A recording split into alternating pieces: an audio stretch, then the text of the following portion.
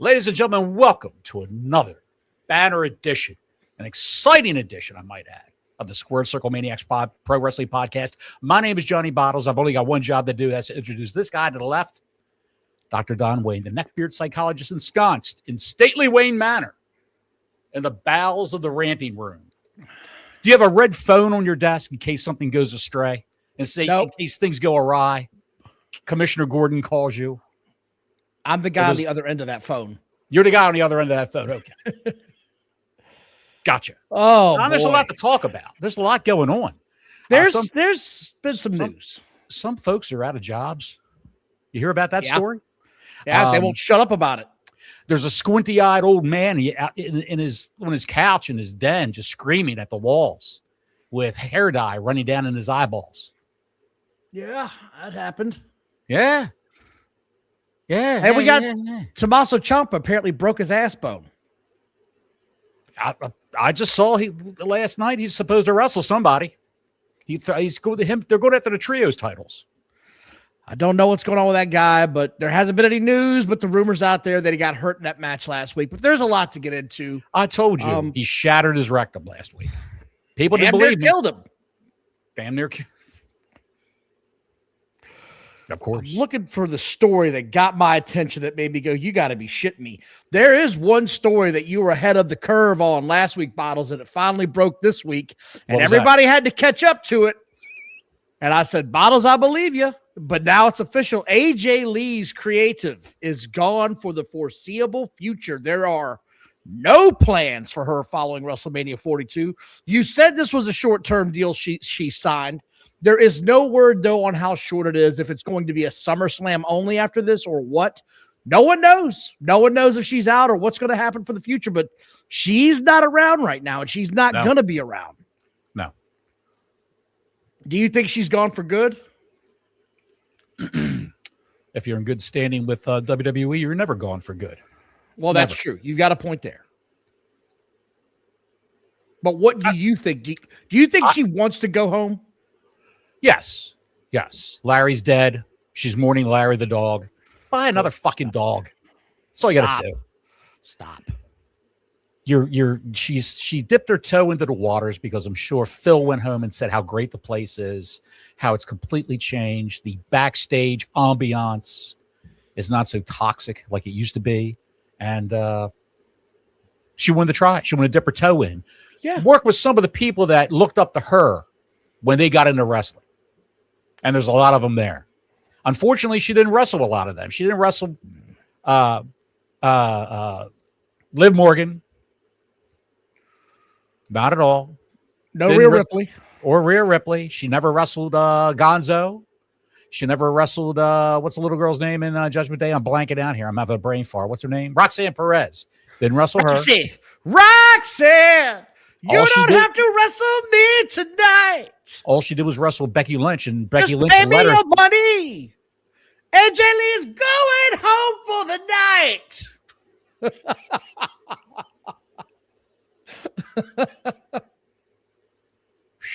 We're there. Get that out of your system. We're there. I'm getting it out of my system. She didn't wrestle Asuka, Io Sky, any of the people that you wanted to see her wrestle. She didn't wrestle. She spammed Becky Lynch, wrestling her, cutting promos on her, which were horrible. Absolutely horrendous. Do not run past this because I want to get into this. Go ahead. The AJ Lee that I remembered that I liked from back when she was hot was the crazy psycho bitch that manipulated men that helped her out in the matches because they, whatever the relationship dynamic was between them. That was the AJ Lee I liked. Right. I enjoyed watching. The one that skipped to the ring looking like a psychopath, a sociopath, if you will. This one was a sentimental weirdo that I could not connect with in any way at all. First thing she did, the first night out, she talked about how fucked up she was mentally, and she had to go to therapy and all this other stuff. She's not going to manipulate men when everyone in the company knows and everybody out there knows. She's married to CM Punk. Well, I just meant that gimmick, though, was when she would manipulate men. She could have kept the gimmick. She could have kept the gimmick. They couldn't go back. I think they could have. You can always go home again, sir.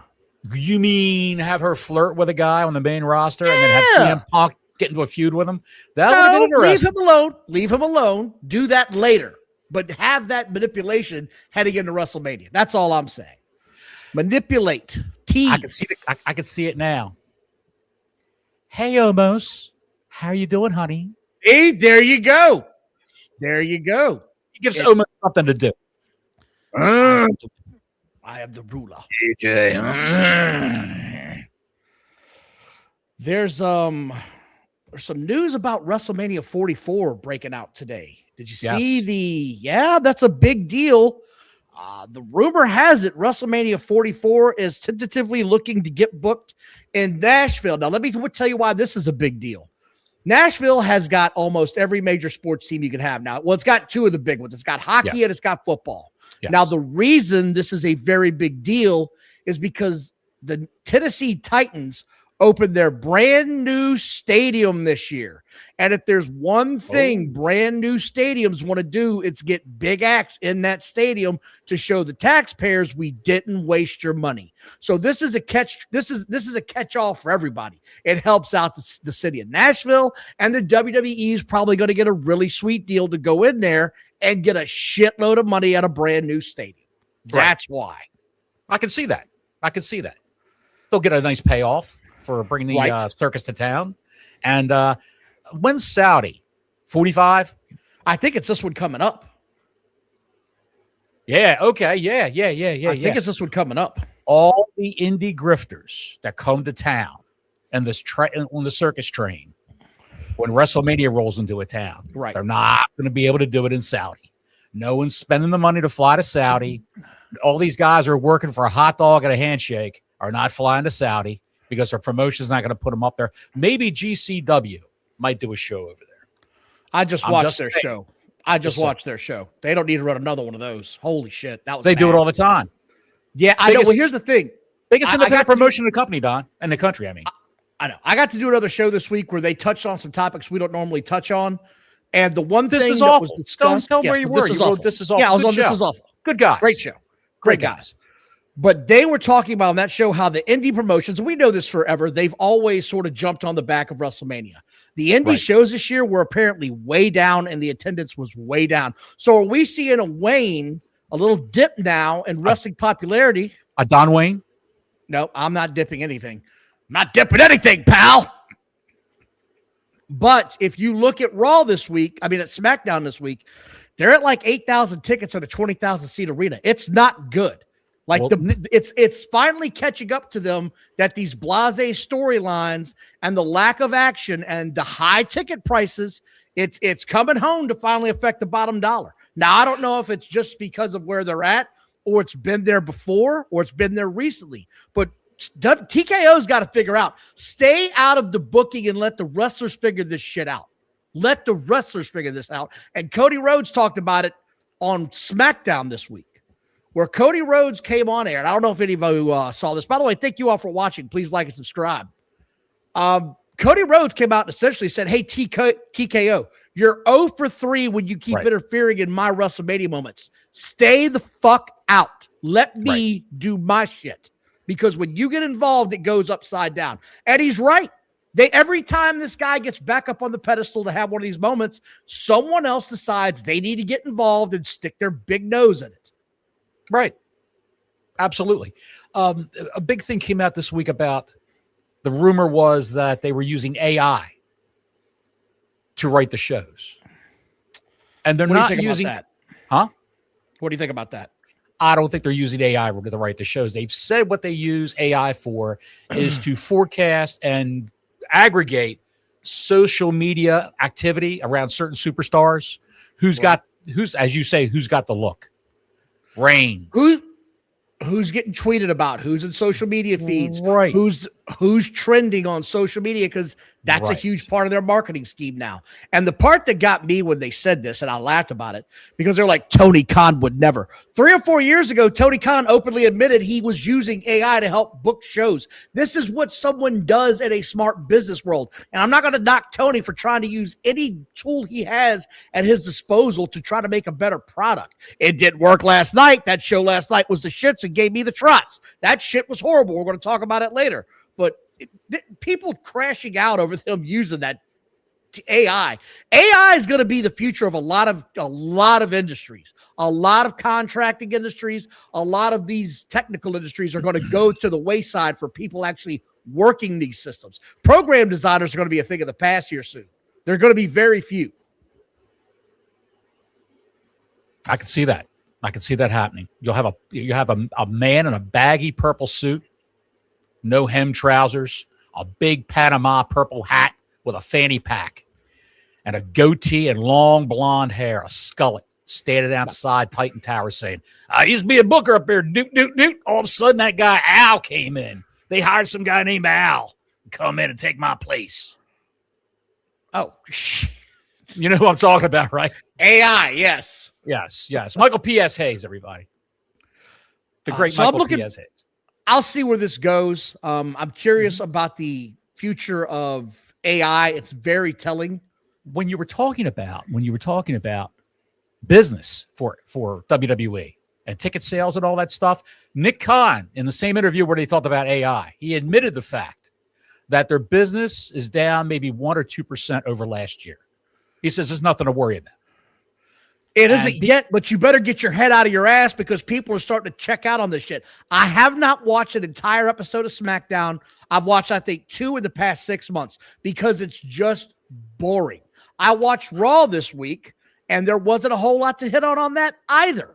The few segments that were great were fantastic. It's the 40 minutes in between where I'm like, fucking do something. I think it's a month and a half before SmackDown changes back to 2 hours. Because that Braun Strowman, everything on the menu show, where he goes around different places. I've got that here. So that's coming up. Hold on. I'm just saying.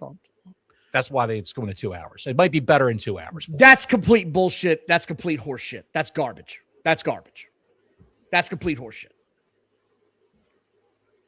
It's total bullshit. Hey, hon, can you get grab the broom and the dustpan. There's total bullshit in here on the floor. They have said for months that the 3 hour was not going to be permanent. They always planned to go back to 2 hours. That was always in the plans. Yes. They're going to go back this summer. The thing that hit, though, like you said, was the Braun Strowman cooking show. That actually got an audience that started to follow it. And that's why they were like, okay, we're going to put this on after SmackDown. He's an ex-wrestler. He's going to have that connection with the fans. Right. Maybe they'll hang around and watch this show. Right. Because no one wants a 3 hour wrestling show. It's plotting and too much. They've got episodes already in the can for the Braun Strowman show, is what I'm saying. They're going back in and editing them and all that stuff. And any kind of post-production they need to do. So we'll be ready to go in a month and a half. Maybe sooner than that.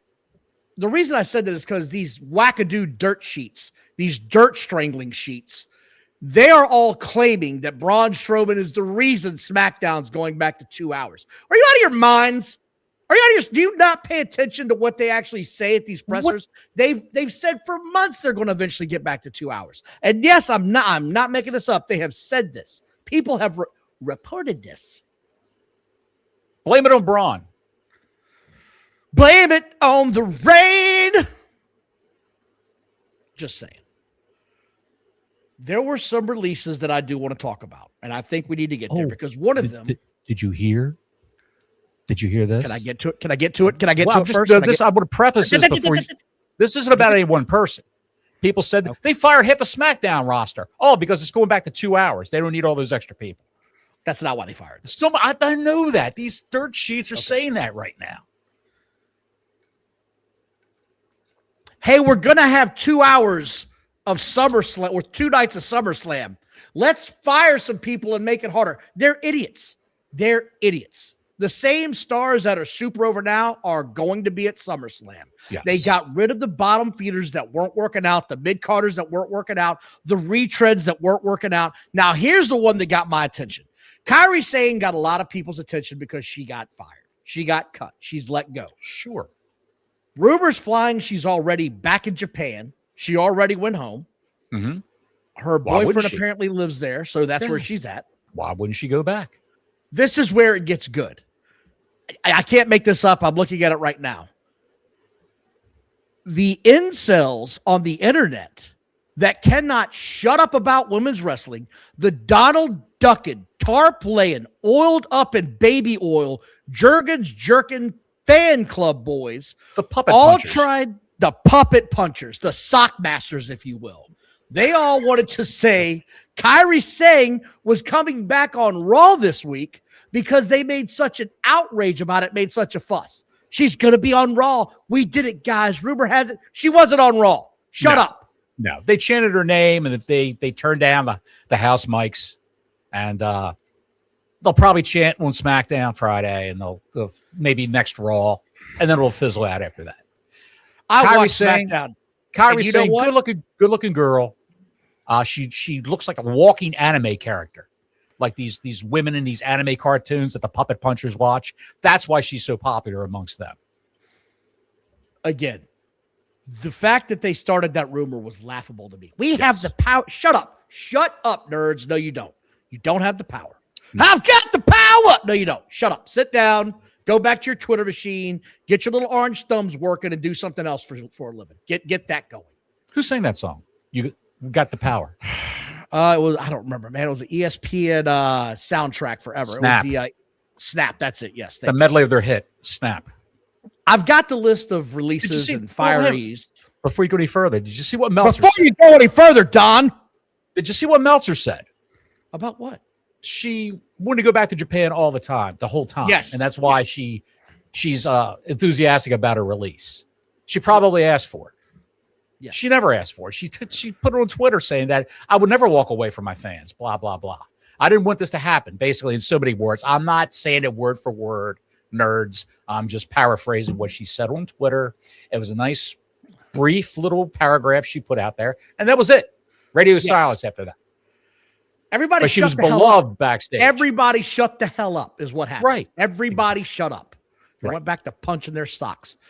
Here's who got released, and I'm not going to dwell on the ones that don't need it, and I'm just going to run through this real quick. Look, the people from NXT that you have no idea what their names are, don't even mention them. Alba Fire. I don't need a diatribe. No, we're not doing that. Good wrestler. Good wrestler, but she's not name not recognition at all. Not a star. Aleister Black, this was his retread edition. I think this guy goes maybe to TNA. To me, that's where he fits. That's where he should probably go as TNA. I think he might fit that. There's a rumor going around. MLW's interested in Aleister Black and Zelina Vega, or Thea Trinidad as she's known now, because that could work. Karrion Kross and Scarlett are working there. That's right. That makes sense. They're thinking about pairing those four up as a against each other. Aleister Black, like I said, he's going there. Alex Shelley of the Motor City Machine Guns. When they signed them, it didn't make sense. Then when they released them, it made more sense. Like, I don't know what you're doing with two smaller 40-something-year-old guys. It didn't make any sense. I don't know where they end up. I can't see them going back to TNA, and I just don't think they're going to fit on what AEW is doing right now. Out of all the releases on this list you've got in front of you, the two acts that I think Tony Khan will try to sign, Kairi Sane by her old name, Kairi Hojo, and the Motor City Machine Motor City Machine Guns. He'll sign them both because the Motor City Machine Guns will be a wet dream for Tony Khan to employ them and have them face the likes of Darby Allin and Orange Cassidy. Oh, God. They're coming. I'm telling you. 90 days, they're going to be there. They're going to be there in 90 days. 4 7th graders in the ring having it out. I can see that too. In the land of the little men, they will be kings of the 5'4" heavyweight championships. And when they got hired, WWE, they planned on being trainers in NXT. That's how they usher in the next wave of people. Because those guys are 42. They're 42. Shit didn't work out, but it didn't work out. No. Sometimes shit just don't work out. Go in there with good intentions. This isn't going to work for us, and it's not going to work for you. We'll go our separate ways. We wish you the best of your future endeavors. That's how it went. I'm sure TKO ran it through the AI and said, how many people in the country are tweeting about the Motor City Machine Guns right now? Right. Apollo Crews. I think he's going to end up in AEW. That's just a given for me. He's going to AEW. 11 years on the roster, Don. He dodged many bullets. Yeah, but I think he's AEW bound. And he makes the most course. sense because when he gets there, he's going to look like a monster against these guys. I don't want to wrestle that guy. He's a beast. He's 5'7". Jesus, look at him. Look at the size of that son of a bitch. I mean, he is a wide frame person. He's got a build. There's no denying. Yes, he's a muscular man and very athletic. Andre Chase, I don't think anybody cares. I just don't. When he got employed in NXT, they said, you'll never be on the main roster. We just need you here to train people and work with people down here. And it makes sense. Maybe he'll go back as a trainer and off the main roster. We'll see. Bo Dallas, I'm not even sure wants to be in the business anymore. When he got out the first time, Bo Dallas didn't try to stay in the business. He went home and started another business. I thought he was in real estate. I can't remember what it was. He's a real estate agent, and he had a farm when he lived with Liv Morgan. They had a farm together with goats and ducks and geese and chickens and cows and all that shit. Bo Dallas goat cheese. Uncle Hattie's goat cheese, now available at Publix near you. That could work, actually. Call it the Howdy Doody Farm. Yes.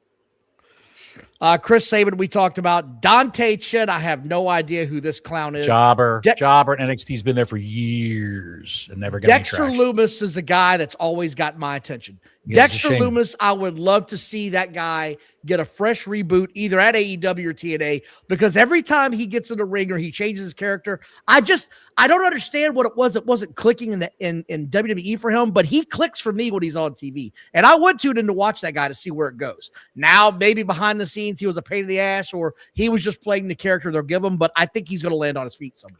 Wasn't he on that TV show Chicago 911? One of those firefighter shows. He had a bit part of one of those firefighter shows. He had like a recurring role as a background guy. He was in TNA as Sam Shaw. That's what his character's name in TNA was. Okay. That's where he made a name for himself. And he got eyes from WWE on him for being in TNA. By the way, thank you all for watching. Please like and subscribe. Want to shit on the show? Want to shit on AEW? Super Chat's open. Let us know.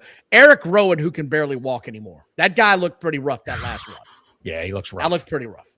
Might be time to just maybe go home. I'd maybe do indie spots. You know what I mean? Get a nice little payday on the weekends, but I can't see that guy doing his full time anymore. He's got his own vineyard. Does he really? Saved his money. He saved his money well with WWE. He invested in a vineyard. I don't know how well it's doing. France Raw, Prince of Pooh. I don't know who that guy is. I don't care. Joe Gacy. I don't know where he's going to go, but I'm sure he'll land on his feet somewhere because people seem to know him.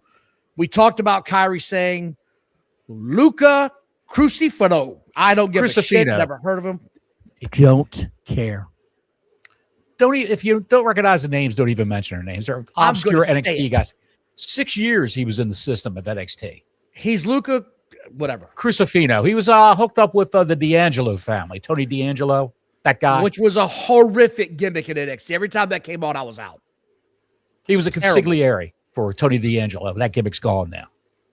Malik Blade, I can't see it. Nikki Cross, I can see going somewhere. I can see her ending up on somebody's team.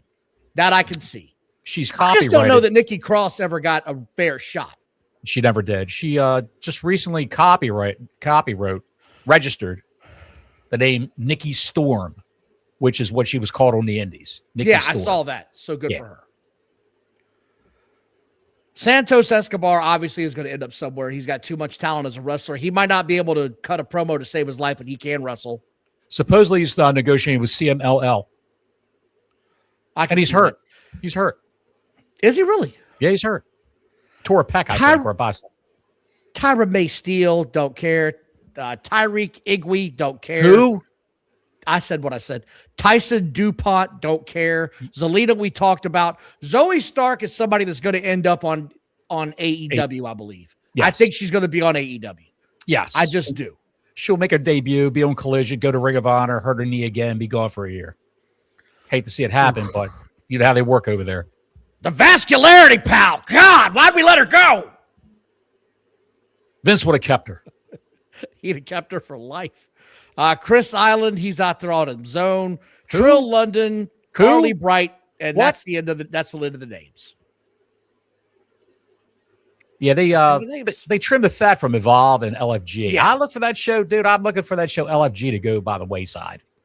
They've recorded a lot of episodes. I think they're filming next year's season. Black Liar for a 2-spot, looking like a freak on a leash. Yes, she does. I'll give you that. Speaking of freaks on a leash, Stephanie McClure, who we have talked about several times, as we heard she was hurt. It's official now. She's officially hurt. She's going to be out for a long time. There is no planned return date. AC shoulder joint, I believe. And I got to give her credit for continuing to go. She kept working, even though she was beat to shit, man. Yeah. She was beat to shit and kept going.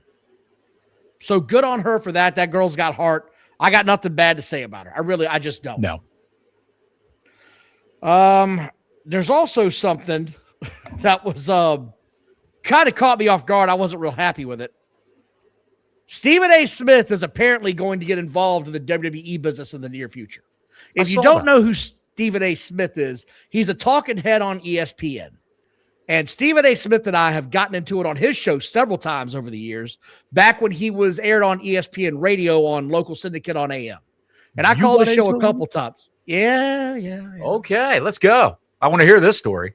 Well, the first time it happened, I called up, and it was when Tiger Woods got caught cheating.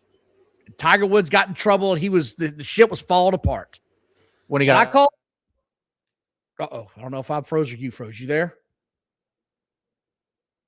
Uh-oh, are you there? Yeah, I'm here right now. Okay. I don't know if I froze or you froze. Fuck you again, StreamYard, piece of shit. But I called him because still in the air. No kidding. Stephen A. Smith is trying to defend what Tiger Woods did. If you don't know who Tiger Woods is, he's a famous golfer. He cheated on his wife well over 20 times. He was banging the hostess at the Waffle House, folks. This is how depraved this guy was at one point in time. And if you don't know who Tiger Woods is, you need to climb out of the basement. Put some pants on. Get out of the basement. Put some sunblock on before you walk outside, because if you don't, you're liable to burst into flames because you haven't seen it in so long. That's for all you puppet punchers out there. Go ahead. Doc. So Stephen A. is going on about how he's defended him and how, this shouldn't tarnish his legacy and this and that. And I called up and I said, will you shut up with your nonsense? You're defending him, and you have yet to make a simple statement on, yes, what he did is wrong. You're playing a morality card that's utterly ridiculous. He's wrong in every aspect. I don't give a shit about his golf game. He cheated on his family, and I was going down this road. And Stephen A. said, hold on. And I said, shut up, I'm not done talking. And Stephen A. Smith lost his shit on me. He was like, hold on, this is my show. Who the hell are you, Don Wayne? Did you fill it? Did you throw it back at him? Shut up, nerd. Did you say that to him? I hadn't started that one yet. I get to work at the office that day. There's 5 people waiting on the waiting dock. They're like, was that you? I was like, yeah. Holy shit, Stephen A. Smith is still going off about you. And that call ended 10 minutes ago. So calling into a Stephen A. Smith show, in your case, is a lot like you going on Twitter. Sometimes it is. Throwing a grenade in the bay, pal. Especially in a Twitter space. Grenade in the bay. What can I say? Not good, pal. I don't want to see Stephen A. Smith get involved in this at all. I really don't. I don't want to see him anywhere near WWE. Because you disagree with the man? Now he's a prick that you don't want to see involved with the WWE? No, it's not that. It's just I've seen him now for 20-something years. I don't want him involved in wrestling, dude. I just don't. You got to tell TKO that. It's not his call. It's their call. I know. I get it. I get all that. But I don't want to see it as a fan. Would you bring in a couple of talking heads? That's one thing. When you bring in a guy like this, it's not going to go well, because he's going to be out there to get himself over instead of work the audience. He's going to be there to get himself over. That's what he does. Sure. So covering that real quick, Booker T also said that after all these releases, nobody's safe. If they're going to release an Olympic gold medalist, all of you are put on notice. Perform or you're going to get out of here. We're not playing these games anymore. You're not using us as a springboard to get to the next opportunity that you want to have in life, be it acting or being somebody on The Voice or whatever the hell you want to do. You're here to wrestle, and that's the bottom line. And I think a lot of these people that got let go on NXT, that's why they were let go. They wanted to use wrestling as a platform to go do something else outside of wrestling. And they're not in that business. They're the wrestling business, sports entertainment, sports entertainment, if you will. Don't call it wrestling, pal. Damn it. Well, that was Tyra May Steele he was referring to, an Olympic gold medalist for wrestling. And she in the ring, I guess she was good. I've only seen one match, and she was serviceable. She was okay. But I've seen her try to do a promo where the girls are all standing around backstage in their fake locker room. She was horrible. Horrible. And with these people now, if you can't cut you subjugated yourself to that more than once? What? Seeing her backstage cut a promo. Well, it's just in NXT when the girls are arguing, right? And she's in the background and she chimes in and says something. And it was like somebody set fire to a bag of dog shit on somebody's front porch. Everyone looked around like going, she was awful. And you gotta have so it's like a Ricochet, aka ping pong promo. Yes, very much so. She's the female version of ping pong.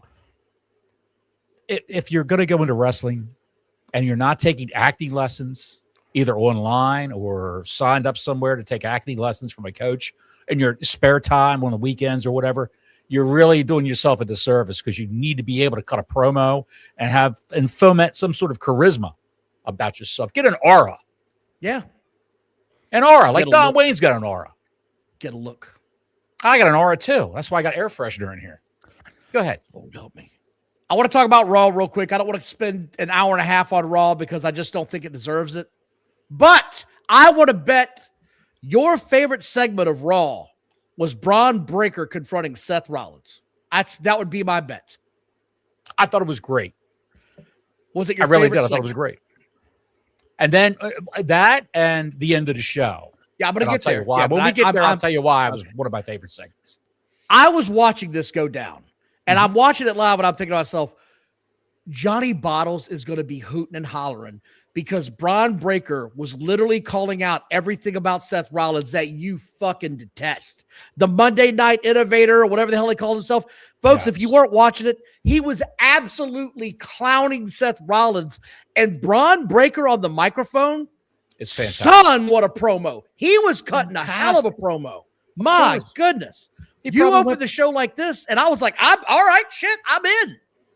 You can't tell me he hasn't gone back and watched his uncle cut promos on WCW. Yeah.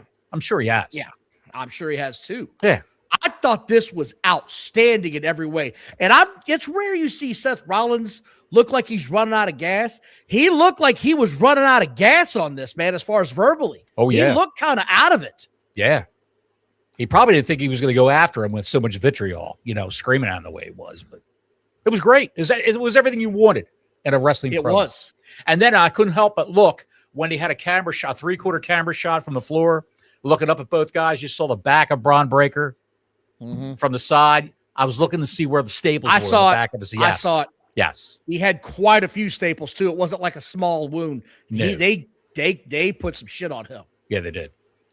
Penta versus Rusev. This wasn't one of Rusev's and Penta's better matches. It was just sort of there. That slow big guy versus a luchador. What do you expect? Yeah. Becky Lynch ended up facing off against Io Sky. Yeah. Yeah, she won because of outside interference. What else happened here, Bottles? Asuka ran out, interfered, beat up Io. Yeah. Joe Hendry gave a concert. Ugh. Joe Hendry's wearing on me now. He's wearing on me. It's the same shit from NXT to the main roster. It's the same shit. I'm going to say this much. What's that? There seems to be two camps on Joe Hendry in this song. There's two camps. You either just sort of put up with it. You didn't hate it, but you just sort of put up with it. And then there's people that love this shit. They were laughing like hell at it. So I think there's two different camps. I didn't hate it, but I didn't love it. I just sort of like, if I was going to grade it, it'd be like a C+. That's sort of where I was. Rey Mysterio had a match, and Rey Mysterio starting to show his age. I'm just going to say that. I'm not going to try to bury the guy. He's starting to show his age. Yeah, it's a shame. Because he's in his 50s. Yeah. It happens. And I know he's an icon, and I get that. I know he's an icon. But there comes a point where every icon needs to walk out of the ring on their own. Because I don't want to see Rey Mysterio get fired and end up on AEW like Edge and Christian did. I think that would be just horrible for him. I really do. Why, Don, explain one thing to me, like I'm 5 years old. Why do they take these legends who are past their prime, guys in their early 50s, mid 50s? Why do they take these guys and put them in stupid fucking matches on the regular TV shows instead of just coming when out they should be promo, treated like a special opponent, a special attraction? Oh, Rey Mysterio is going to wrestle at Backlash, or Rey Mysterio is going to wrestle at SummerSlam. Let's build to that. Why wouldn't they just do that? No, I'm with you on that, Bottles. Rey Mysterio's been around long enough. He shouldn't be having ordinary Monday Night Raw matches. He should be saved for your special events now at this point in time. Right. Wasting him on a Monday Night Raw that no one's going to remember in 10 years. Yeah, that's bullshit. That this he's got no place doing that. He's too old and he's too beat up to be doing this shit. If I was his age, I'd be like, hey, this shit ends now. This guy went to South America. I don't know. You can't 6 times. To have stem cells shot into his knees, something like his that, back, his hips. Yeah, he was fucked up royally. Oba Femi versus Grayson Waller. This is exactly what it should have been. Oba Femi kicked the shit out of Grayson Waller for about 5 minutes, and that was the end of that. Right. Open challenge every week from Oba Femi, by the way. Bailey and Lyra Valkyria versus Roxanne and Gonzo. Wasn't bad. I didn't hate it. They weren't embarrassing. It's not my cup of tea. And then it ended on the Roman Reigns promo.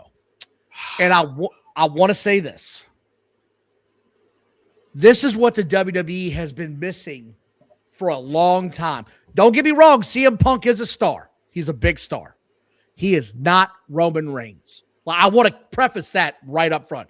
He's not Roman Reigns star-like quality. Now, he cut some great promos, and they had some great back and forth. But there's just something about Roman that this has gone on for the past 10, 15 years. Right. He's on that plateau now where it was him and it's Brock and everybody else is below him, in my opinion, as far as drawing power. Right. They brought him back.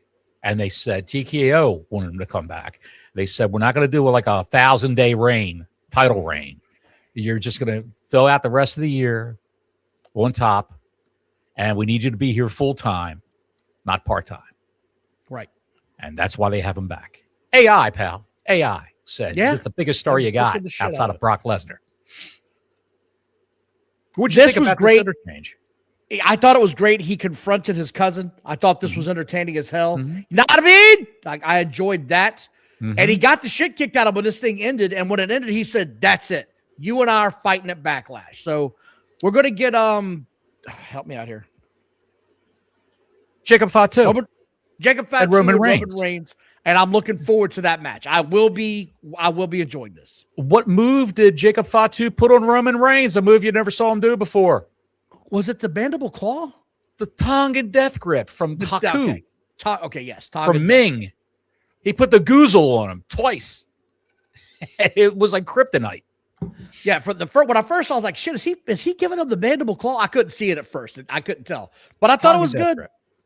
Yeah. I enjoyed it. I'm glad this happened. I'm looking forward to that. At least there's one match I know I'm going to look forward to. Because I don't think that they're going to have anything other. They're going to lay their shit in.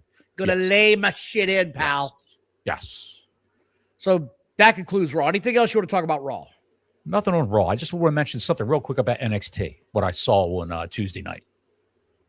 Oh, boy. They brought in a young lady named Lizzie Rain. She's a British girl. Oh, she looks like something. Dame. Lizzie Rain. Dizzy Dame. Got it. It sounds awfully close to Izzy Dame, which is Braun Breaker's girlfriend. Lizzie Rain is her name. The former Rain Leverkusen or whatever the hell her name is. She's British. Her uncle's the drummer for Iron Maiden. Okay. And she's a rock and roll chick. Her finishing move is called Thunderstruck, like AC/DC Thunderstruck. Gotcha. Yeah. She wrestled. Hold on to your hat, Don. They had a lot of releases, right? From WWE. Yes, they did. Nikita Lyons is hanging on by her fingernails. Oh, my God. The queen of LFG, of Evolve. She's made the rounds on the lesser promotion. She's got busted back to the lesser promotions, LFG and Evolve. Queen of cringe. I want to tell you this one thing. Nikita Lyons looks like she's lost about 30 pounds. She's lost a lot of weight. I did notice a lot of weight, and she's moving better. She didn't have the big knee braces on her knees. just the spandex knee braces. You know what I mean? And it was she worked this girl, Izzy Rain. It was a good match. I had no problems with it. It was a great match. They brought in that guy that you've seen on center stage of Vicious Men Club. Lizzie Rain, everybody. Make it rain. Give it up for the luscious Lizzie Lane. So this guy jumped. Plays. All these people came out and beat the hell out of Tony D'Angelo, the NXT champ. I did see that on social media. And a guy ran up, this big, heavy-set guy ran up. Big fat fuck. Climbed up on the top turnbuckle and did a moonsault on top of a prone Tony D'Angelo, like Big Van Vader. Turns out his name is Will Cruz. He's from Progress Wrestling. How tall is Will Cruz? Will Cruz? Because I didn't get the feeling Will Cruz was real tall. I think he's like 6'1". Not real barely, big. If that. About that, yes. If you're going to when he lays down, he's 6'5", if you know what I'm saying. If you're going to give me fat guys, give me guys like Earthquake. Yes. Give me guys like Tugboat. Don't give me 6 foot flat Johnny round the corner that drank 6-packs every evening until he blacked out, or 12-packs. Don't give me that guy. Give me an actual guy that looks like he works out. Tugboat was a massive armed individual. Earthquake was a sumo wrestler on a shoot. Dude was a badass and was also the same height as Hogan. He was a truck. This guy looked like he climbed over the barricade, and they should have kicked his ass before he got in the ring. Well, Vic Joseph said, "What is this, a fan? Is this a fan?" I'm thinking, wait a second, what's going on here? So I went and I saw some clips of matches of what he does on YouTube. And the vibe I get's like a Bam Bam Bigelow kind of guy. Real big man. Going there. He can move fast. He can move fast. Body slams. Not doing that. Moonsaults, but he looks like Pugsley Adams. From the neck up, he's Pugsley Adams, pal. It's not a good By the way, Raw had 8,200 tickets distributed last week, so they better pick it up. They better start figuring this shit out. Yeah. Speaking of tickets distributed, Diarrhea was last night. Are we doing it? Yeah, Diarrhea was last night. I watched this shit. I checked it out 24 hours prior in Fairfax, Virginia. There were 4,300 tickets distributed for this show of Dynamite on April 29th. 24 hours later, it had jumped to 5,283 tickets. That's a mystery. How did that happen? You're going to tell me you sold 25% of your total sold tickets overnight. Come on, man. Come on, man. They're not even trying to hide it anymore. They're not. They're not. And when I saw that, I was like, you got to be shitting me, dude. There's no way I'm buying any of this. Not at all. That's total garbage. But how was the show, Don? Oh, it was just wonderful. If you were looking to find a garage and start your car and maybe get a run the hose into the run the hose in. You know what I'm saying? Yeah. Don, last night I think they ran the gamut of sports entertainment from A to B. It was great. Take it easy, Toffee Man. It was great.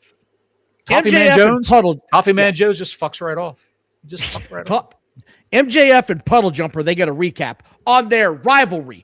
These sons of bitches have had one match, and now it's a rivalry. They've had one match, and this is what I said. This is going to go off the rails immediately. They've had one match. They had one match. That was it. Yeah, but it's a rivalry now. Don't you have to have multiple matches and a history of bad blood to have a fucking rivalry? Isn't that the key word? The match was last night, right? Their second match, yeah. They had a match before this. Yes, they did. Oh, Collision? No, it was on Dynamite like 3 weeks ago, maybe 4. It left such a lasting impression on me. That's exactly right, because no one gives a shit about this because you call the guy Puddle Jumper and you want to pretend like he's the next big star because it's one of Tony Khan's favorite little toys to play with. He's pretty tall for one of his favorite little toys. He is. Very unusual. And he's a black guy, too. And you know how Tony Khan feels about African Americans. Allegedly. Taz is back last night. I don't know what was going on with Taz. He didn't have his sunglasses. That was one thing that I noticed right away that was pointed out. He didn't look altogether healthy, in my opinion. No. He didn't sound good either. No, he didn't. And that's sort of where we were at, how we got the name of the show is it was hard to understand a lot of what was being said in this show. And it wasn't because the audio was bad for once. It was because they were smashing words together like you were saying the alphabet at 10 speed. ABC, that's what it sounded like. Somebody. I knew I should have turned on the closed captioning last night. It was bad, man. Horrible. He calls me up. Don calls me up and says, "What the hell is that guy saying? What is he saying?" It's just horrible. Words. It doesn't make any sense. Like I said, MJF comes out. 8-Ball comes out with Puddle Jumper. Is there a reason he has to be coming out with this guy every week when he's now a singles champion? Is it just me, or is 8-Ball trying to get some of that push on him? He's trying to get a little bit of it on him. When a man leaves the house to go to work, doesn't the wife walk him to the door and give him a kiss on the cheek goodbye? Have a good day, honey. Have a good match. Love you. Yeah. It felt like he's trying to... I'll give you the secret handshake later on. You know what that is. Yeah. Upside down OK sign. Mm-hmm. MJF immediately throws Knight over the top rope and then runs him into the stairs 2 times. I said, this is how you start a match. Kick the shit out of this guy. This is how it should be. Yeah. I got no problem with that. Right. Then it gets way out of pocket. Puddle Jumper does not 1, not 2, not 3, but 4 consecutive dives to the outside on separate parts of the ring onto MJF. To where the last one is a springboard onto MJF, where the guy that gave the move lays there like he's going to pass out. I don't know what this was supposed to be doing. It was a decent match leading up to this. And then I said, why is the guy giving the move laying there like a dead dog? What the fuck is this? He makes all those dives trying to pop the crowd, trying to wake up the dead crowd. That's what he's trying to do. Now, the crowd was into this match. They were happy to see MJF. I was happy to see MJF. I'm always happy to see MJF. This feels like a waste of MJF's time. The other part of this match that I thought was really good, MJF works the knee.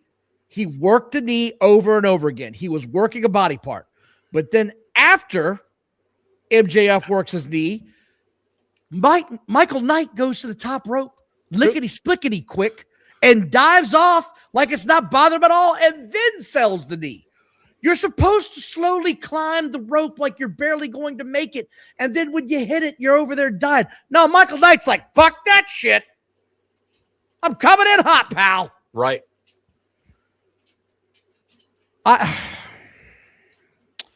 And then I think they're trying. But let me interject something real quick. I think they're trying to make a star out of this guy, Michael Knight, Puddle Jumper Michael Knight. I think they're trying to make a star out of the guy. I mean, if he looks at the roster and who he has to work with, he got rid of Swerve Strickland. He put him on the bench to bring up another black guy. That's all I can say. He can only put one black man. Swerve's back. He's not back yet. He's not back yet. He's not back yet. He probably on Corrision. He's black. He's back. He's back in black on Corrision. He's gonna come out to AC/DC so we can understand the lyrics instead of his shitty rap song. Tony Khan can only concentrate on one black talent at a time. Look at the Hurt People are gone. Swerve Strickland's gone. They're back. Where? On Collision. On Corrision. They're back. But they're back. Where 300,000 people are watching. Holy shit, did that fall through the floor last week. This is what happens when you get your biggest star as MJF and you're dressing him down, and it did it further here because guess how LA Knight won this match?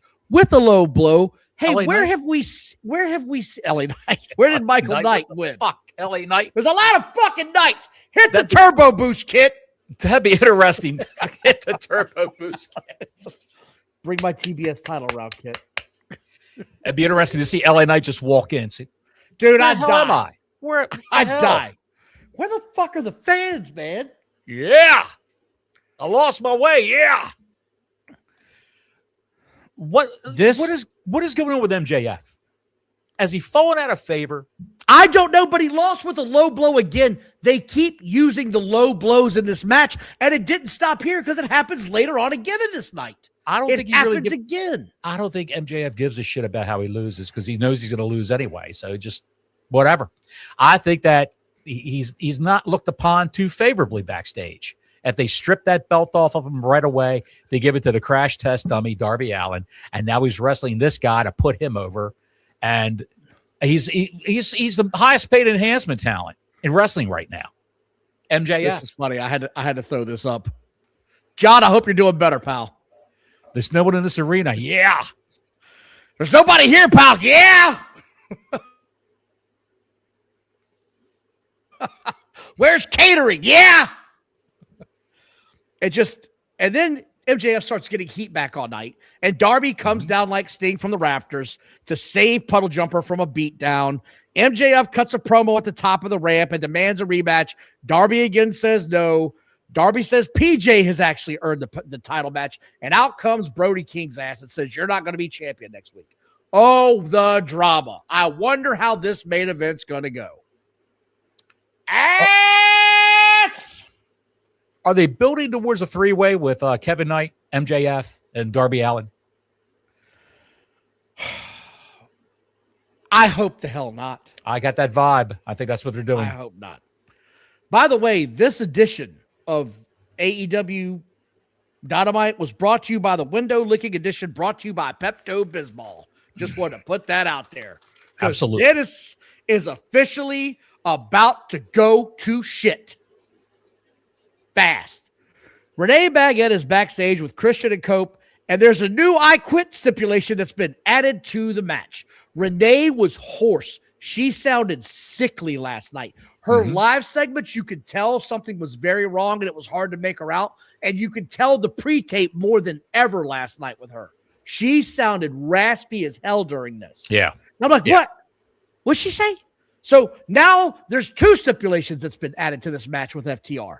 So we're just gonna put shit on top of shit until we get to this.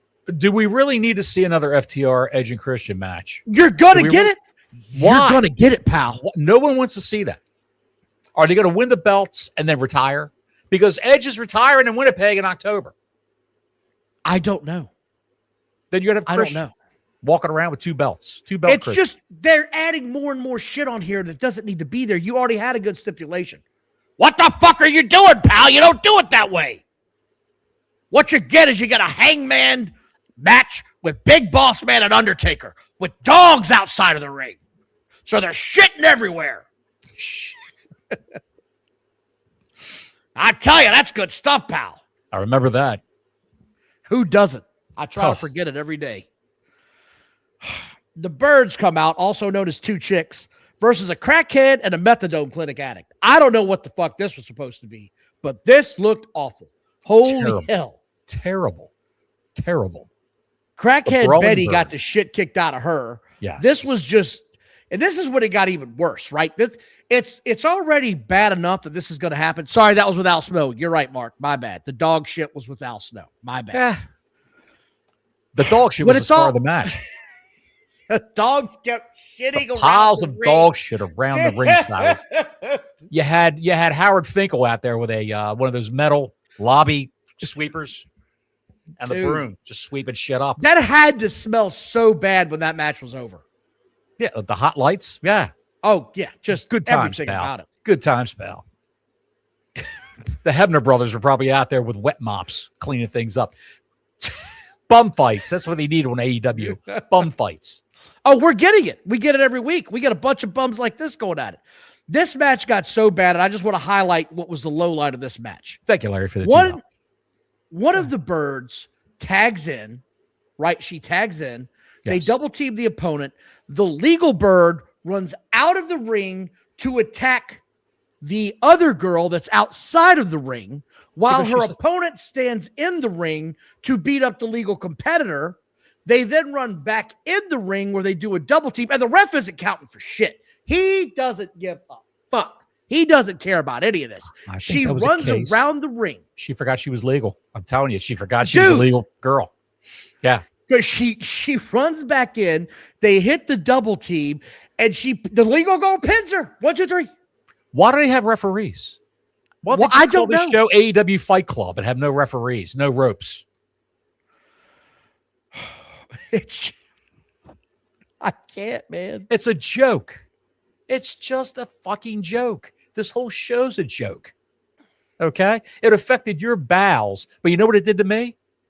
It was wrestling Ambien for me. I was like going, oh man, is it still, what time is it? Jesus Christ. It's still on. Now, there was one part of this show that she's winning me over. What? The Tickler has a segment where she's got a backstage moment. And the Tickler says, you wonder why I keep saying there's a bunch of dumb bitches in AEW. It's because there's a bunch of dumb bitches in AEW. I was like, fuck yes. Get them, girl. Go all in. Female Scott Steiner on promos is what she is. I don't know if she's got some booze. I don't know if she's got a snifter of brandy or vodka and tonic on the side that she's sipping on, but she is great. The Tickler's won me over. She has won me over. This was like one of the highlights, and that was very close to being. Yes. And then, but here's the problem. You know what? They did it right with the Tickler because that's somebody you wanted to see wrestle last night, and she didn't wrestle. No. I don't want to see her wrestle. I want to see her cut those drunken promos. There's a lot of dumb bitches in AEW. I was like, yes, get after them, girl, because we're going to see a couple of them wrestle later. Next promo could be an F-bomb from the Tickler. It really could. You just don't know what she's going to say. She's wild as shit, man. I've enjoyed it. I spilled my fucking gray goose. The problem is that they got her sitting there with the moon. With who? They got her. Mark, read the chat. Mark, the Tickler promos are fueled by Jägermeister. Yes. Way to go, Mark. I agree. Oh, my God. Is that still a thing, Jägermeister? People still drink that? I don't know. I haven't had one since 2002. I stayed the hell away from it. Used to drink that one as a young man, pal. Good Lord. God, that shit is thick and heavy. Yes, it is. And it makes you go after women that are thick and heavy at 2 o'clock in the morning. Give you diarrhea. They don't give me diarrhea. Oh, you mean the Jägermeister? Yes. So who is she sitting there with? I'm sorry, I cut you off there. Go ahead. Huh? She's sitting with the great Sky Blue. God, dude. Julia Hart, the other member of the Gangbang Club or whatever the name of that faction is. He wasn't the Gangbang Club. She wasn't there. It was Sky Blue and the Tickler. Sky Blue has the personality of a wet rag when she cuts a promo. It's flat. There's no inflection in her voice. And everything the Tickler said, she just totally took away from with this flat-ass promo. Everything. Put a little she was like, face when in you voice. face us, you're going to have to go against all the dark elements. And when I make my witch's brew, I'm going to piss in your face. I've had too much Jägermeister. Horrible. When she started to speak, I watched a fly climb the curtains. I had more entertainment from that than listening to Sky Blue talk. Meanwhile, the Donald Ducklers start sliding on the tarp of their basement, oiled out of their minds. Like a water slide. They love those badasses. What do you call those? What do you call those things in the backyard? Slip and slide. Slip and slides, yeah. There it is. Out comes Okada next, and he's going to face off against Johnny Nitro, a.k.a. Ace Austin. Ace Austin's a good wrestler. But kiss my ass. He's a good young wrestler, dude. Sunday. But Okada's just sliding through. If I had a yellow flag, I'd throw it on the field right now. Come on now. Ace Austin's a good wrestler. He's the size of my son. He's got huge things. No. Do not pull a Tony Schiavone. Because if I hear Tony Schiavone or Taz talk about the size of his thighs one more time, I'm going to check myself into a fucking camp. Because I can't handle this shit. If Tony and Taz are into that sort of thing, who's to say? Who's to say? Me. Who's to say it's wrong? Look at the size of his thighs. And Don Callis on the microphone was also talking about it, which added to the bullshittery that I was watching in this match. There is nothing about this thing that made me want to ever see this again, nor this Ace Austin want to be Johnny Nitro. You know nothing about him. You know what Taz said when he saw Ace Austin? That's a very joke. By cranking your knob just a little beyond the breaking point. That's about right. And to add to the misery that I had in this match, Aubrey Edwards. Giddy up. The Kentucky Derby is Saturday. And this bitch was trotting her ass off. She's getting a good lather for this race Saturday. She's ready to go. She's picked the win. She's biting at the reins, pal. She's nipping everybody. Yes, she is. As soon as this thing started, man, she inserted herself in this match immediately. They're in the corner and she is from here to my camera. That's how close she was to them. And the facial expressions, every time these guys get hit, every time. Say he worked his arm. He works his arm. She goes, oh. Yes. Oh, his arm. Yes. Oh, his neck. Oh, his neck. She feels it. They're like voodoo dolls for Aubrey Edwards. Somebody's got to feel this. This was a bag of ass in every possible way with her calling this match. Buddy, you couldn't stop watching everything she did, Bottles. She's awful. It was terrible. She's so distracting. She's horrible. The referee should not be the focal point of a match. I'm sorry. Unless it's a guest referee like a star, like a Jericho or somebody who's refereeing a match and he's got some skin in this game. Well, she's just trying to get noticed on TV. That's her jam. That's how she lives. She loves it, all that bullshit. It's horrible. They showed a clip from her last year at the Derby, and when they played the horns for Riders Mount Up, she grabbed a hold of Dildo Baggins and took off with him on her back. Just fucking hauling ass down the track. He was whipping her with the dildo. It was a scene, man. Marco Stunt was riding Aubrey Edwards. Yes. She had the bridle in her mouth and everything. But I heard he ripped his eyes out off. And it was a striped shirt underneath with a number on it. And he jumped on her back and took off. This was just terrible, man. Did he give her a carrot after that race? I don't know. I didn't watch. I'm just saying, not that kind of carrot, the real carrot. Not that kind of carrot. Easy. Where have you gone, Earl Hebner? Joe DiMaggio. Yes. Where have you gone, Earl Hebner? Yes. Oh, boy. Ace does a top rope flip. Yes. Who nailed his ass? Somebody nailed him with a pinky. I don't know what the fuck happened here. Either way, Okada wins. It just... Oh, I know what I was talking about. When Ace dove over the top rope and missed him completely and caught him with his pinky, just caught him with his pinky. And Okada had to sell that bullshit. And even the announcer was like, he got him a little bit, but he missed most of it. It was bad, guys. It was bad. Okada should have got up.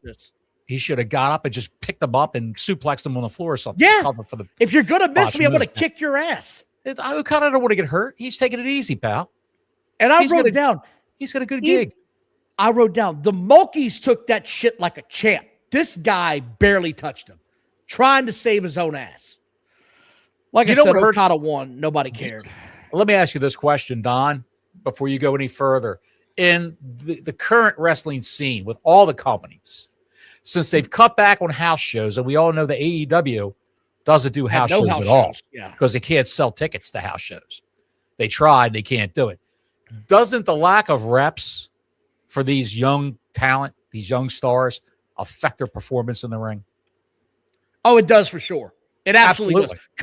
Cody Rhodes has talked about it openly, that the lack of house shows, he was like, don't run us in these major arenas for house shows. Put us in these smaller buildings. We've got an arena here that AEW is coming to where I think it only holds like 7,000 people max. Put it in that place so you sell 5,000 tickets, but it's more of getting the work in than it is actually getting over. Get the work in. The fans are going to show up to watch anyway, because to me, house shows are better because I'm not getting 432 commercial breaks. And if they have to put a star on a house show or 2 stars, just have them cut a promo. Have them do a little bit of business in the ring, cut a promo on each other. That's all. So you can see Roman Reigns is appearing or Cody Rhodes is appearing. Right. Whatever. Yeah. At the end of this match, Okada wins, like I said, and Takeshita comes out. I saw that. And they stared at each other. Yes. And I heard in my head, Journey with Open Arms was playing in my head as they stared at each other. And they would have ran into each other's arms lovingly. I'm so sorry. I'm sorry too. I love you, boo. This was just give Takeshita the title already and get this shit over with. They've battled a lot of times. I don't care. I just don't care. Hello. Hey!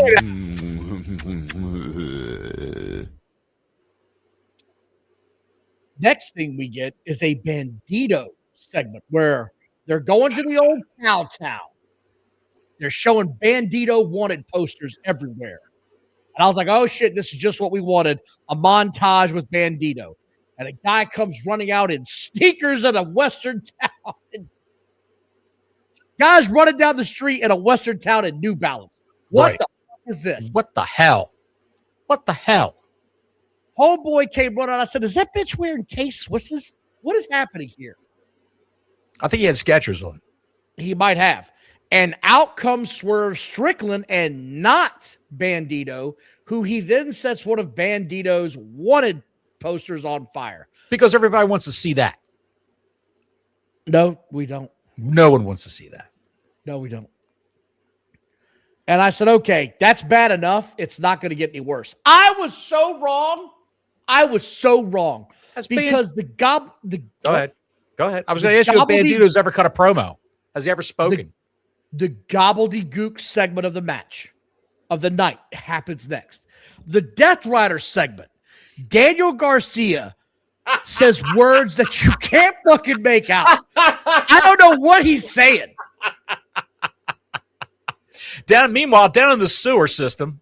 Dude, they are literally in the bowels of the building. They are in the shit rats area. Daniel Garcia is like, when you're part of the Death Riders, you got to come down in the bowels and be the one of us. And yeah, see what I mean? That's what it sounded like. And what do they show? They show fucking Footloose beating on some guy on the cement floor, and everybody's just surrounding him like it's fucking Fight Club. It was the goofiest shit I've ever seen. It's the same thing that Shane McMahon tried to get over on Raw all those years ago. That god-awful shoot fighting bullshit. It was everyone tuned out. Everyone tuned out when that was on the air in WWE. And then who walked in? Hold on, because Moxley starts talking. Yeah, and I don't know what Moxley's saying. He's fucking gone, pal. This bitch is on Uranus, tap dancing. Underground. Thank you, Larry. It's called Underground. I'm telling you. When did John Moxley turn into Master Splinter? That's all I want to know. I have no idea. And Pac has turned into Donatello. Ocean Spray walks in the door with his bags. And the announcers go, they talked last week. Let's see what happens. This group kidnapped him last week on Dynamite. And then they apparently had some sort of a talk on Collision, the show no one watches. And I'm supposed to know what the fuck's going on here? And this is where Dave Meltzer and Alvarez got into it today on their show, where Dave was Dave was trying to defend this shit. And Alvarez was like, no, this was horribly done. This was a bad segment. Half of the fans watch Collision. And Dave goes, well, we don't know what the HBO Max numbers are. And Alvarez goes, it doesn't matter. No one knew what was happening here. This was total bullshit. And you're still working the HBO Max number thing. He's still working that. Buddy, you know what? This whole gimmick was done better in WWE when Daniel Bryan joined the Wyatt family. And that sucked. That sucked ass. Now we're having it again in AEW, where clean-cut Will Ospreay. No, it gets worse. Joining these idiots in the sewer system for pizza. Moxley says Teenage Mutant Ninja assholes. Go ahead.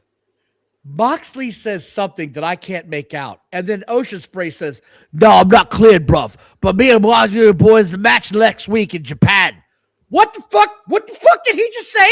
He said this. Listen, I get it. Part down, bruv. Listen, I get it.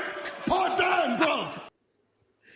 That's how he sounded. I couldn't make out fuck all of nothing on what this guy said. I have no idea what he said. Just a non-enunciating MFer. Just, what are you going to do? Moxley then says, you need to drop everything.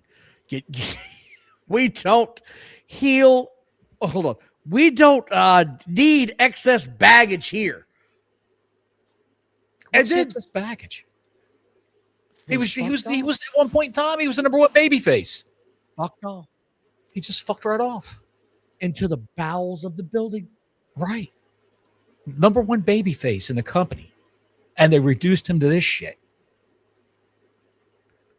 I have no idea what I just saw. And I never want to see it again. Ever. It was bad cable public access TV. That's what it looked like to me. They're having a high school skit right here.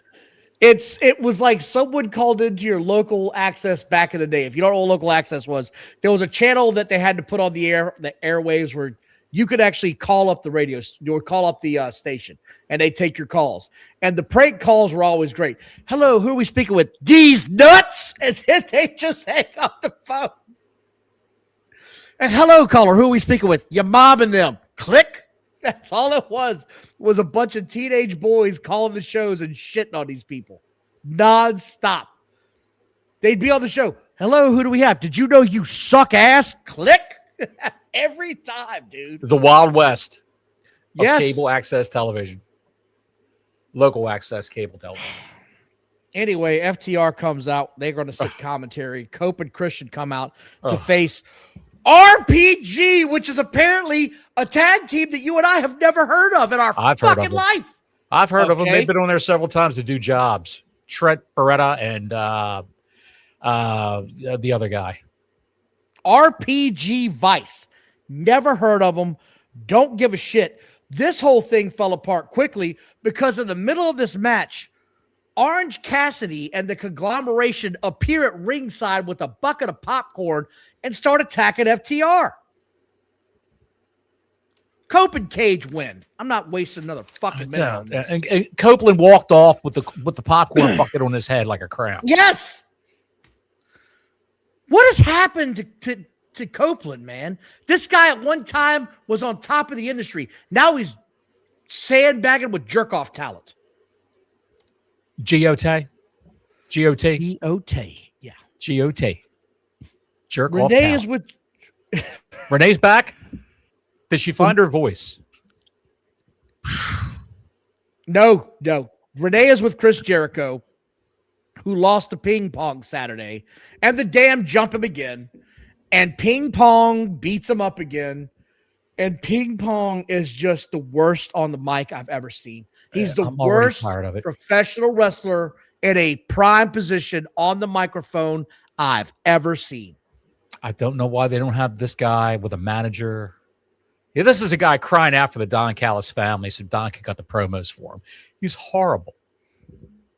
You can make a case for the fact that he's athletic. He's hyper athletic, but can't put a match together. All that flippy shit. It's too much of it. And he can't talk. It's awkward. And I'm already bored with Jericho. Not Chris Jericho. Jericho. Already. If you're going to do the Hurt People and these guys, bring them in now. Bring them in now. 5 years ago, I said Chris Jericho would never wrestle another meaningful match in the WWE in his entire career. It wasn't 5 years ago. It was just like 2 years ago. No, it was more than that. Trust me. You said it on Twitter. Just 2 years ago. And Chris Jericho said, "Hey, Don, go fuck your ass." And I was right. Tweet that will live in infamy. Two tweets. And I was right. You're right. I was right. You're right. Jericho should be a manager for a team or a group of people. Don't have him wrestle. He can cut a promo. He can. He's just, he looks like a star. I don't know, Don. I don't know, Don. Oh, that's good, Larry. Good callback to when Chris Jericho first started unraveling. You see it? You get this? No, I don't understand the reference of Derek. Derek was a Twitter thing? Oh, my God. Derek was, I think it was the guy at the hotel that Chris Jericho had fucked up his reservations or something. He couldn't get in. Mhm. And Derek was like, dude, I don't know who you are, and I'm not going to check you in. You got to pay up front. And Jericho went off on Twitter. He told the same thing. Hey, Derek, go fuck your own ass. He was mad as hell about it.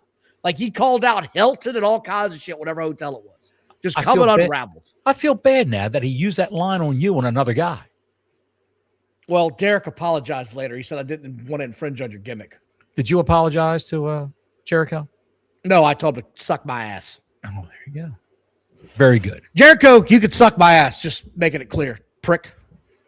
That's it. Hikaru Shida and Statlander versus Elena Bain and Timu Beth Phoenix. And this fucking thing was as bad as you would hope it would be. And Timu Beth Phoenix, got big girl. I don't know if it was Statlander or Shida. Okay, it was Shida. It doesn't matter. She got her up and her base was totally shot. Her feet were too close together. She didn't have a wide base to hold the girl up on. If you've ever squatted in your life, you don't squat with your fucking feet close together. You do it with them wide apart to give yourself a wide base. And when she did it, they both went tumbling down and it looked like shit. It was supposed to be, I think, an overhead suplex or maybe a Samoan drop. But it just turned to, I'm throwing a sack of potatoes over here in the corner. That's what it turned into a drunken fall. It's the fucking potatoes. The fucking potatoes are right there. This was horrendous. Megan Bain, I think, is a star. She's got presence. She needs NXT. She needs a good dose of NXT and a good dose of penicillin after sleeping with Joey Janela. She needs 2 doses, Don. This was awful. It was horrible. By the way, did it look like Sheeta was sandbagging her? Because Sheeta was. Yes. They froze Sheeta out on her contract. They set her home for almost a year, not doing anything. She was on Twitch streaming, playing video games, and talking to her fans. And she says she can come back anytime, but they won't call her and have her come back. The tag team champions won. That would be Timu Beth Phoenix and Elena Bain. Renee is with Andrade. Elena Bain. What the hell? I don't know. Renee's with Andrade. Hundreds of people are Googling Elena Bain right now. Don't. Elena Bain? Just Elena don't. Bain? Go ahead. Isn't that her name? Go ahead. Let's moving right along. What's her name? Moving right along. What's her name? What's her name? Megan Bain. Lita Cross. That's what I wrote. Megan Bain. Yeah, Elena Bain. Elena Bain. Okay, then. Very good. Very good. Scusi, babida boopy? Che cosa? Babida boopy? Babida boopy, babida babida. Why not? Why not? And 0 fucks were given that day. That's right. I got none left to give, pal. This soul tried to suck the life out of me. Coming to the stage, Lizzie Rain, Pantera Walk for your pleasure. Oh, shit. Renee Baguette is with Andrade. MJF comes out. This is bad. I don't give a shit. Andrade is just being an idiot. I don't know what he's trying to do here. He kept saying words over and over again. It didn't make any sense. Was Renee Baguette smoking a couple Marlboros while she was doing the interview? Dude, Marlboro Reds, no less. Unfiltered Camels. Dude, she was on it. She was smoking on a cigar. it. Mm-hmm. She might have been the girl working the titty bar the night before, called her to the stage. Timu Beth Phoenix, come on down. There you go. Sky Blue is a great stripper name. Sky Blue. It probably was. She needed the money. Oh, go ahead. That's a shout out to Matzo Balls, who's probably watching right now. Roosh is Johnny Bottle's favorite wrestler in this company. Buddy. Because Roosh is going to come out there, and there's one thing that's going to happen. Somebody's catching these fucking hands tonight, pal. Somebody's pissed off because they flew him in just for a meaningless match. No feuds, no stories, no nothing. He comes out. He's just hot to begin with. He runs out there against a bum, beats the dog snot out of a kid, beats the piss out of him. The kid's probably wearing Depends underneath his tights, so he doesn't piss himself in the ring from getting his bladder shattered by all these kicks and punches from Roosh. He is the high point hold for on, me. hold on. That should be his finishing move, the bladder shatter. Bladder Jesus, he hit him with the bladder shatter.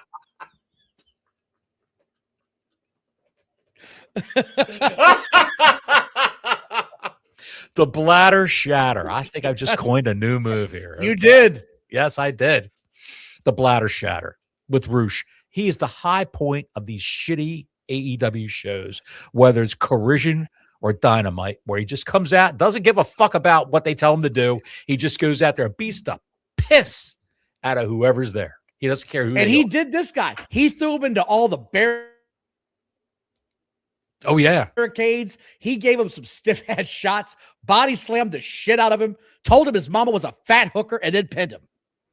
He did that run and caught that kid. The kid was sitting down in the corner, and he caught that kid with both feet right in the face. Just He did, dude. and you heard it too.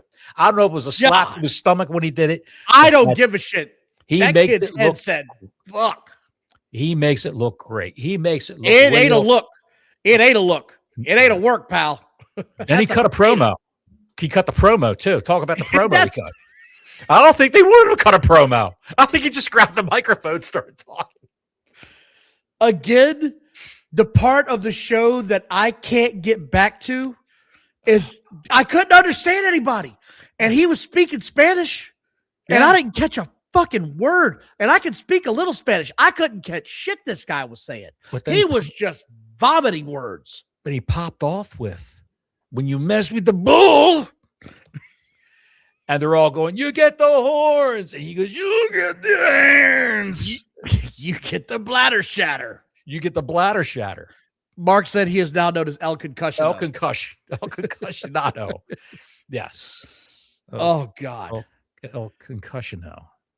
It's great. And then It got your attention, didn't it? It did. When I saw him, I was like, okay, somebody's going to get roughed up now. That's going to happen. Yes. You Fantastic. get the herds. You got the herns all right. Up your ass. And this is what I said. This is the cherry on top of this shit sandwich. And the Darby Allin match is the dessert. Renee Baguette is with the Ops. Oh, And they've got a new member, ladies and gentlemen. Bottles, who is the new member of the Ops? Please tell them. They brought Anthony Bowens back to be the new member of the Ops because his career wasn't going that good. His career wasn't going that good. He got caught in the end in back of the locker room. He was eating a corn dog in the locker room, sitting on the bench while looking at MVP. MVP didn't like it. Allegedly. He's part of the Ops now. Just and because, God for help reasons. him, Samoa Joe's trying to explain this, and he's trying to put it out there, and this guy's filling in for what we lost. Because don't forget, Hobbs was in this group. That's why they're filling in for it now. Right. And I'm sitting here watching the TV, and I noticed that the crackhead kid is sitting next to him. Because he ain't the Dynamite kid. That's a crackhead kid.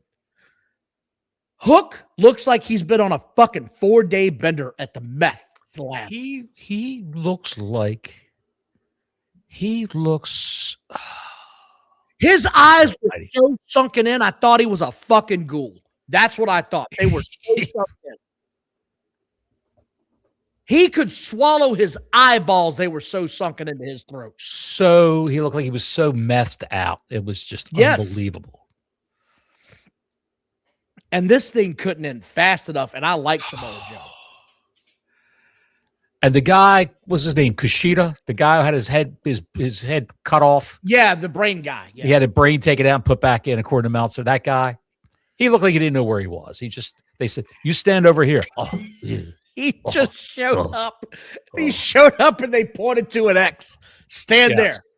Yes. Okay. And then when the camera got cut off, he walked outside to his Uber and drove off in his tights and his boots. Yes. Where do you want to go? And then- Japan. And then the show ended with the main event, Darby Allin versus who gives a fuck? Brody King.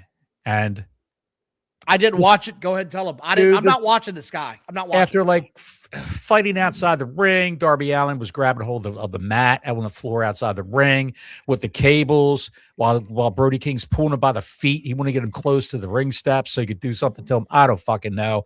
To Shivani screaming, the cameraman's cables are wrapped up in that. Fuck, Tony. Just shut the fuck up.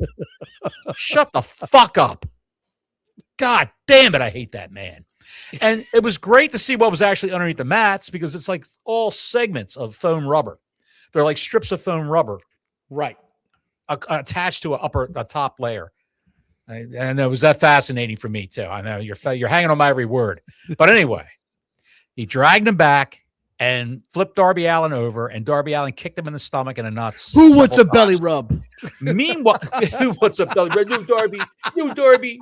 He's a good boy. Who's a good boy? Who's a big boy? Who's a big boy? You want to treat a big boy? You want to treat big boy?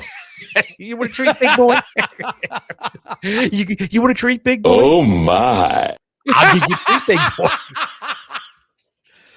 Hello, Frisco. Hello, Frisco. Right then and there, he kicks him in the balls. Meanwhile, the referee decided to count the change in his pockets while all this is going on. Nobody's counting outside the ring. The only thing he was counting was the change in his pockets. They were outside the ring for a good half hour, as far as I'm concerned. All night long, nobody's counting people outside the rings. Why do we have referees?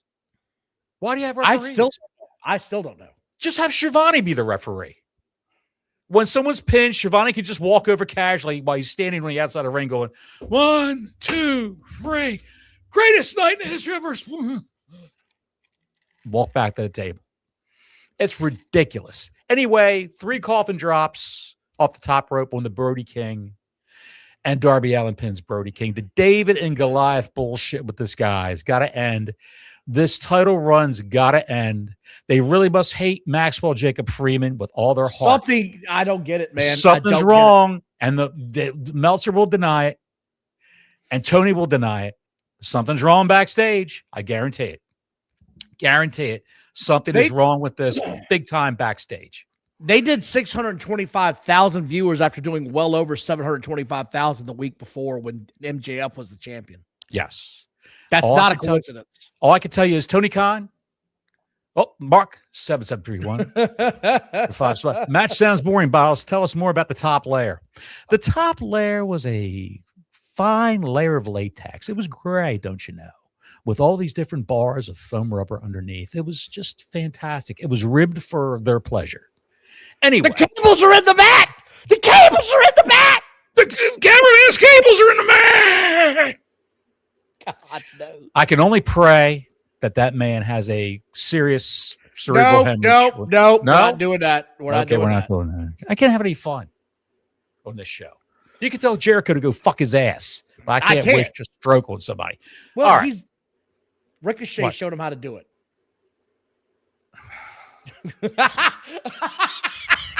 He's got the perfect opportunity right now. Oi, I've got my fingers stuck in me bum. There you go. Okay. Oh. Anyway.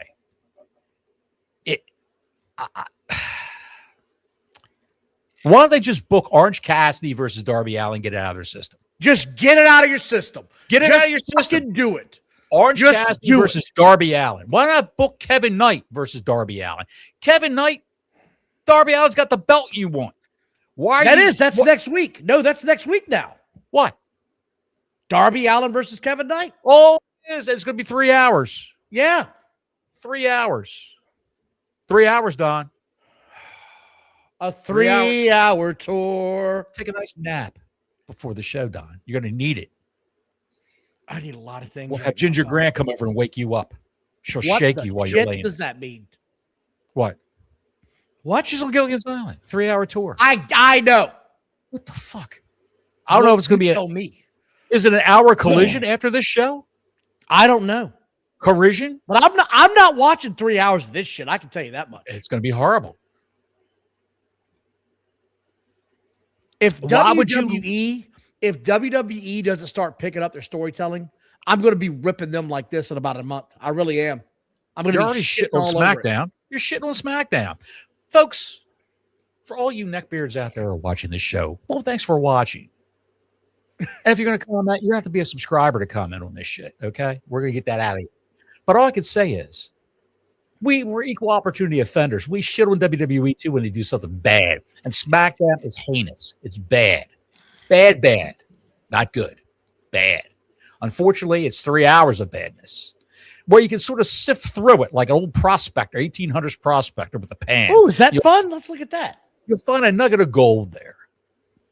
But the only nugget of gold I found on it this past week was Cody Rhodes ripping TKO.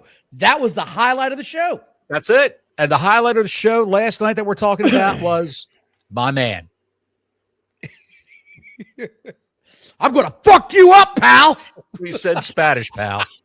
El fucko you uppo. Amigo. I've never seen a barricade I didn't want to throw somebody into. I never saw a bladder I didn't want to shatter. Dude. You know what PAL stands for, pal? PAL? Problematic anal leakage. That's what he gives all these guys. Problematic anal leakage. Rush. With his 2 feet. Rush. Fuck him. You get the herds. He can't even say horns. What the hell is going on there? Herns. They don't have the word horn. They got the word whore in Spanish. And on that note, thank you all for watching. Please like and subscribe. Until next week, Gordon Soley saying so long from the Sunshine State.